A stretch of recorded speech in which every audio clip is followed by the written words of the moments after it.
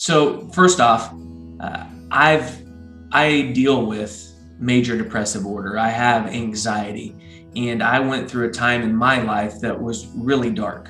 It never reached to the point of me considering suicide, but I was in that cycle of not knowing what to do, not knowing how to seek help, not from my closest people, not to my everyday acquaintances at work. I was a lost soul, quite honestly, and it just spiraling down out of control.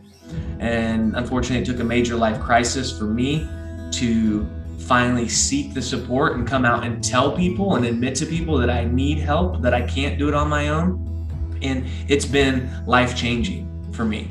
That is actually the basis of Grace in Your Corner. Is I just tell my story, and I tell people what I experienced, how it went down a dark path, what could have been different if I know then what I know now.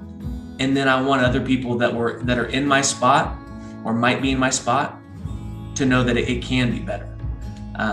So that's the support that I reach out now, because it's okay to speak up. People, I mean, we live in a world of social media that screams everyone's perfect. It's a false reality. We truly live in a false reality where everyone is comparing, apples to oranges, and they don't want to admit if they might not feel perfect because they see that other people might judge them. It is hard. It is extremely hard to speak up and admit, I need support. I can't handle it on my own. That's where I failed. But we need to gain that strength and courage. So now the support that I try to provide to other people is, hey, use me as an example. Look at what I did and look at what you don't have to do, right? You can speak up, because I promise you this, there is way more support out there than you could ever imagine. And that's where the Grace in Your Corner comes from. It's that support.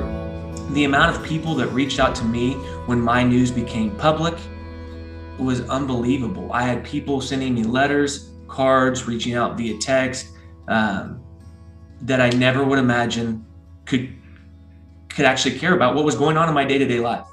And it's overwhelming in such a powerful way to say, okay. And people would then open up to me about secrets that they've had and, challenges that they have. And I just thought to myself, as I mulled over this in my house when I returned, where do I go next? As I got my supports in place for myself and could talk about that, but I'm like, I love that people reach out, but why is it that way in society? Why do we bury our flaws because we're worried of imperfection? It's like we treat it like a bank account, really, right? We hide our financials. We don't want anyone to know what's in our bank account. We do the same thing with our chinks in the armor. We don't want anyone to know, so we bury that. And we're just not meant as humans to live through life alone. Like, all these resources and support are there. We are a society of connection. Like, we are meant for connection, but when we come to troubles and things like that, with addiction, with mental health, which all can lead to suicide if it continues to unravel, we hide from those because they're seen as, you can't handle life on your own, you're not good enough. And they're all lies that we tell our brain. So I'm out here just to spread awareness through Grace in Your Corner and let them know, hold the phone. That's not the case. That's not the case.